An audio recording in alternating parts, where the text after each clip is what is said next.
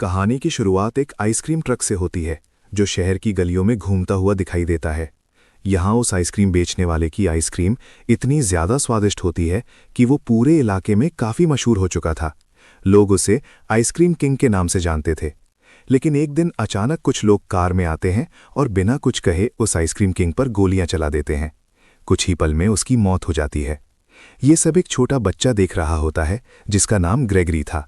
ये घटना देखकर वो अंदर से टूट जाता है क्योंकि वो उस आइसक्रीम वाले को बहुत पसंद करता था और बिल्कुल उसकी तरह स्वादिष्ट आइसक्रीम बनाना चाहता था।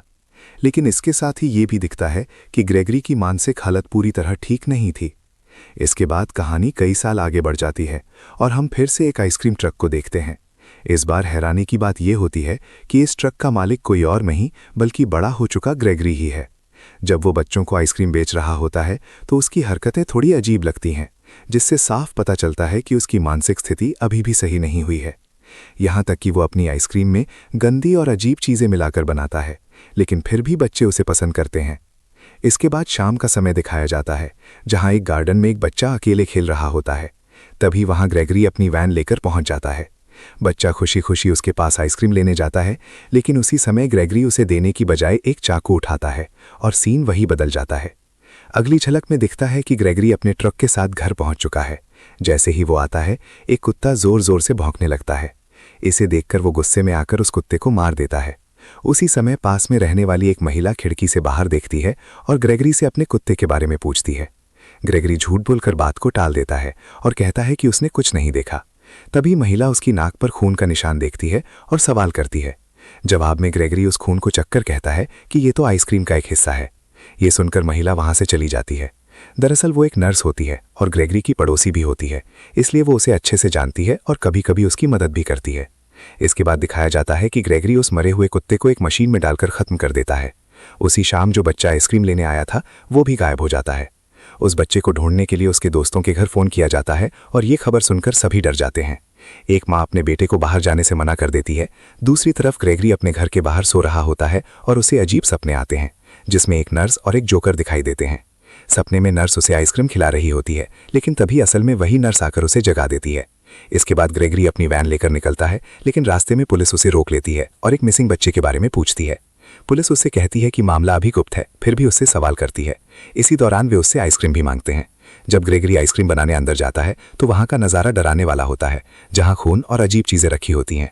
वो आइसक्रीम के ऊपर एक आंख जैसी चीज़ लगाकर पुलिस को दे देता है और वे बिना जाने उसे खा लेते हैं। शाम के समय एक बच्चा स्मॉल पॉल अपने घर जा रहा होता है। तभी ग्रेगरी उसे रोककर आइसक्रीम ऑफर करता है। बच्चा पहले मना करता है, लेकिन बाद में मान जाता है। उसी समय ग्रेगरी का एक औजार नीचे गिरता है जिस पर खून लगा होता है और इसी बहाने वो उस बच्चे को पकड़ लेता है। ये सब उसका दोस्त टूना देख लेता है, जो छुपकर ये सब देख रहा होता है। ग्रेगरी उसे देख लेता है और उसका पीछा करने लगता है, लेकिन टूना तेज भागकर बच जाता है और झाड़ियों में छुप जाता है। वहां उसे एक और बच्चा मिलता है जो पहले से छुपा हुआ होता है और डर के मारे वहीं रह रहा था। टूना घर जाकर अपने माता पिता को सब बताने की कोशिश करता है, लेकिन वे उनकी बात नहीं सुनते। इससे वो दुखी होकर अपने कमरे में चला जाता है। अब ग्रेगरी उसका पीछा करते हुए उसके घर तक पहुंच जाता है, लेकिन उसके पिता को देखकर वापस चला जाता है। अगले दिन टूना की माँ उसे जबरदस्ती बाजार लेकर जाती है, जहां वो फिर से ग्रेगरी को देख लेता है और डर जाता है। बाद में वो मौका पाकर अपनी माँ को सब सच बता देता है। दूसरी तरफ पुलिस ग्रेगरी की फैक्ट्री की जांच करती है, लेकिन उन्हें कोई सबूत नहीं मिलता। जाते समय ग्रेगरी उनसे तंज करता है, जिससे पुलिस का शक और बढ़ जाता है। पुलिस के जाने के बाद वो स्मॉल पॉल को बाहर निकालता है और उसे भरोसा दिलाता है कि वो उसे नुकसान नहीं पहुंचाएगा। बच्चा उसकी बातों में आ जाता है। दूसरी ओर टूना और उसके दोस्त मिलकर ग्रेगरी का पीछा करने का प्लान बनाते हैं। वे उसकी वैन का पीछा करते हैं और देखते हैं कि वो एक बैग लेकर कब्र के पास जाता है। उन्हें लगता है कि उसमें बच्चा होगा, लेकिन उसमें आइसक्रीम निकलती है। इसके बाद वे उसका पीछा जारी रखते हैं। एक लड़की उसकी दुकान में जाकर तस्वीरें लेती है और वहां उसे स्मॉल पॉल का चश्मा मिल जाता है। अगले दिन ग्रेगरी फिर से टूना का पीछा करता है और उसके पिता से झगड़ा होने पर उन्हें मार देता है। इसके बाद वो और भी खतरनाक हो जाता है और एक महिला को भी नुकसान पहुंचाता है। दूसरी तरफ पुलिस जांच में पता लगाती है कि ग्रेगरी पहले एक मानसिक अस्पताल में रह चुका है। अस्पताल की हालत भी बेहद खराब होती है। रात के समय ग्रेगरी टूना को पकड़कर अपने ट्रक में बंद कर देता है। अब उसके दोस्त उसे बचाने का प्लान बनाते हैं और अपने बड़े भाई की मदद लेते हैं। वो फैक्ट्री के अंदर जाता है, लेकिन ग्रेगरी उसे मार देता है और उसके कपड़े पहनकर बाहर आ जाता है। इसके बाद हालात और बिगड़ जाते हैं और बच्चे डरकर भागने लगते हैं। उन्हें एक पुलिस गाड़ी मिलती है, लेकिन उसमें उन्हें एक डरावना नज़ारा दिखाई देता है, जिससे वे और घबरा जाते हैं। दूसरी तरफ स्मॉल पॉल सब कुछ देख रहा होता है और अब अपने दोस्तों की मदद करना चाहता है। तभी वहां नर्स आती है, लेकिन वो ग्रेगरी का साथ देती है। इसी दौरान पुलिस भी पहुंचती है, लेकिन ग्रेगरी उन्हें भी बेहोश कर देता है। आखिर में स्मॉल पॉल एक चाल चलता है और ग्रेगरी को मशीन के पास ले जाकर गिरा देता है, जिससे उसकी मौत हो जाती है। लेकिन कहानी यहीं खत्म नहीं होती।